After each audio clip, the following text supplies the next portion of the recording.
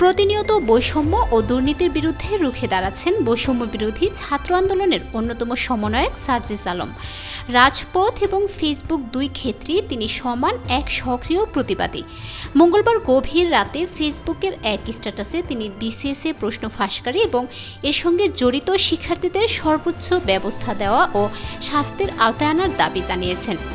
Bangladesh civil service পরীক্ষায় প্রশ্ন ফাঁসকারী এবং এর সঙ্গে জড়িত শিক্ষার্থীদের বিরুদ্ধে সর্বোচ্চ ব্যবস্থা নেওয়ার দাবি জানিয়েছেন বৈষম্য বিরোধী ছাত্র আন্দোলনের অন্যতম সমন্বয়ক সার্জিস আলম।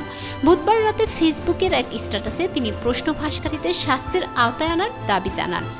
স্ট্যাটাসে তিনি লিখেছেন, একটি বিশেষ প্রিলিমিনারি পরীক্ষা পাশ করা যে কতটা অক্লান্ত পরিশ্রম ও সৌভাগ্যের বিষয় তা শুধু তারাই জানে যারা এই পরীক্ষায় উত্তীর্ণ হয়।